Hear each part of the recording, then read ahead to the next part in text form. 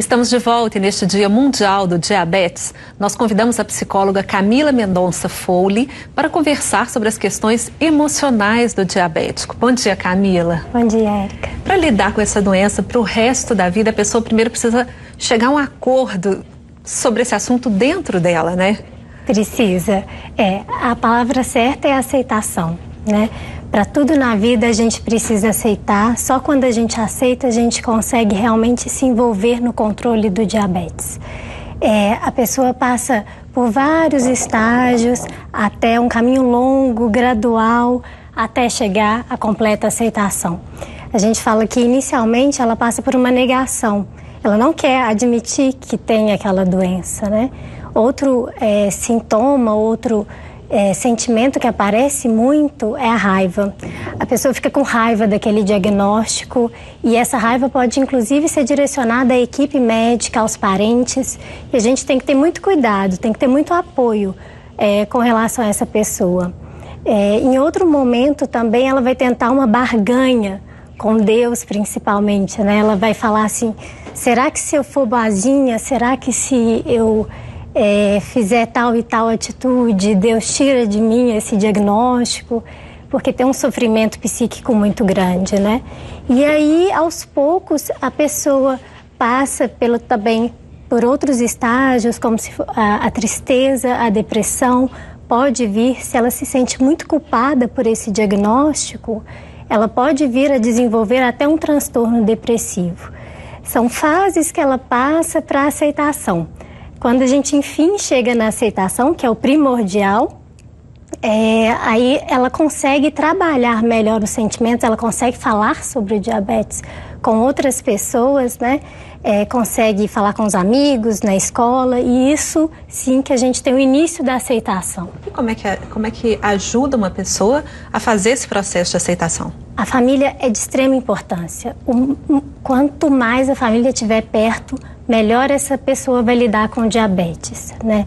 É ajudar na monitorização, é ajudar no momento da insulinização, de sentar do lado e contar histórias e conversar para acalmar a pessoa. E aí, por exemplo, se a pessoa está naquela fase de negação, é melhor eu ficar evitando o assunto ou vamos falar claramente sobre o assunto? Olha, lembra do seu diagnóstico. A reação das pessoas é essa, né? Olha, é difícil, mas o diabetes tem jeito, os hábitos saudáveis a gente consegue reverter essa situação, mas não, o momento mais importante nesse momento é acolher essa pessoa, é sentar do lado e ouvir, é sentar do lado e falar, você precisa do que agora? Né? E isso é o mais importante, tanto por parte dos parentes quanto da família. Tá certo. Camila, vamos ver uma perguntinha feita para você. A pessoa diabética é mais ansiosa do que a pessoa dita normal? Normal, né? Não é legal. A pessoa que não tem diabetes, né? A gente... Não necessariamente. Tem pessoas que lidam muito bem com diabetes e as práticas que eles têm para cuidar do diabetes, por exemplo, a prática de atividade física, a autoobservação, todas essas coisas já diminuem, já ajudam a pessoa a controlar a ansiedade.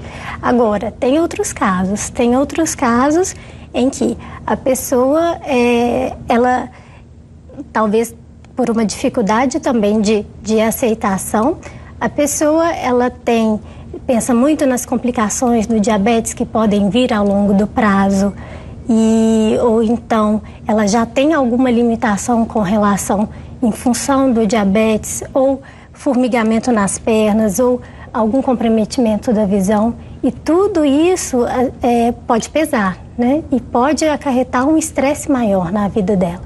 Além disso, a disciplina tem que ser muito grande. Os cuidados com diabetes têm que ser muito intensos. E tudo isso pode atrapalhar, pode gerar uma ansiedade maior e também um processo depressivo. Então, é preciso entrar em contato com a equipe, avisar o médico que eu estou mais ansiosa, que eu estou mais deprimida, para que se procure uma ajuda psicológica. A ajuda psicológica não vai ser sempre obrigatória para uma pessoa que teve um diagnóstico de diabetes, não? Não, nem sempre. Nem sempre. Ela é muito, às vezes, requisitada no início, no diagnóstico, né? Que é onde aquele turbilhão de emoções acontecem. Depois a pessoa vai até esquecendo um pouco e precisa ser lembrada. A educação em diabetes é isso, é lembrar a pessoa todos os dias, de pouquinho em pouquinho, que ela precisa cuidar do diabetes, que esses cuidados eles têm que ser retomados e são pequenos cuidados que ela vai aprendendo ao longo da vida. Porque o diabetes tem consequências tão dolorosas, né? Se tiver descontrolado, né? Perda da visão, amputações, né? Amputação, infartos, né?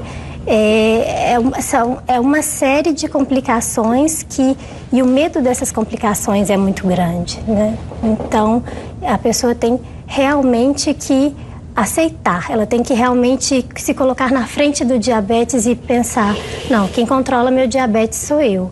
Eu sou o protagonista e eu vou dar conta junto com a equipe de saúde, junto com os médicos e junto com a minha família. De assumir essa responsabilidade. De assumir essa responsabilidade e ver que ela tem condição para isso, né? Se a gente vai aos poucos vendo o que... Bom, hoje eu consegui controlar, fazer 7 monitorizações do dia.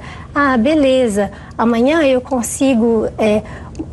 controlar essas taxas. Hoje minha glicemia deu 180, mas olha aqui, nos outros dias deu outros valores melhores. Então é um sobe e desce que a pessoa tem que começar a pensar, bom, apesar dos pesares, apesar do sobe e desce da glicemia, eu tenho controle sobre o meu diabetes. Isso é primordial.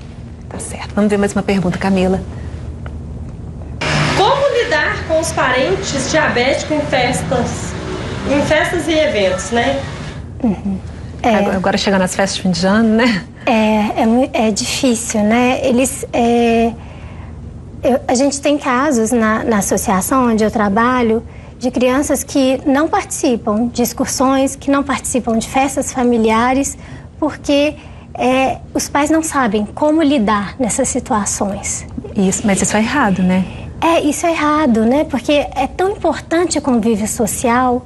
A gente não quer que a pessoa com diabetes sinta-se diferente, ela não deve se sentir diferente, né? Como nutricionista, ele pode passar uma lista de substituições que a pessoa pode fazer.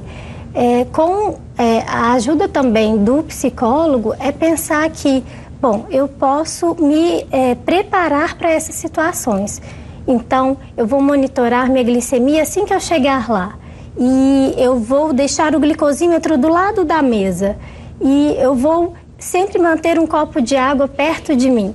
Vou me levantar várias vezes. Vou pensar que o mais importante é a socialização com as outras pessoas, né?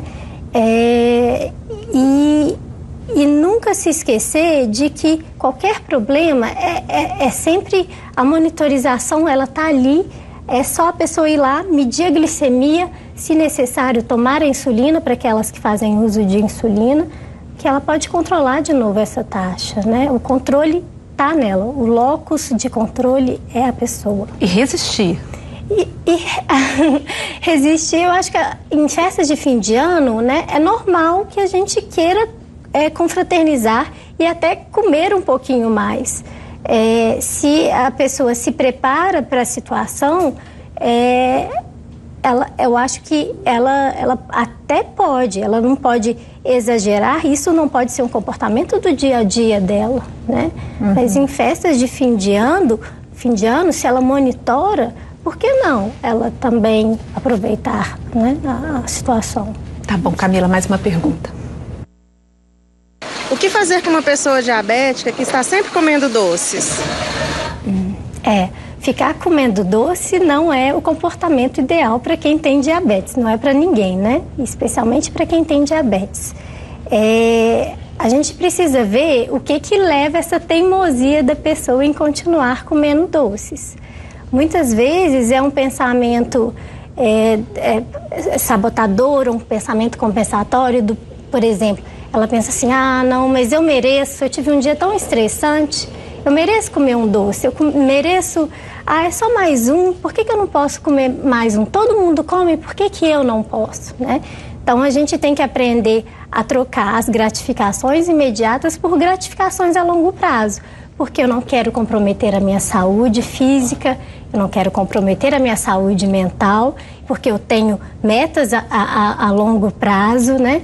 E a gente treinar essas situações. No consultório a gente treina muito essas situações de exposição a um ambiente onde tem uma oferta muito grande de comidas e que como é que a pessoa vai se comportar.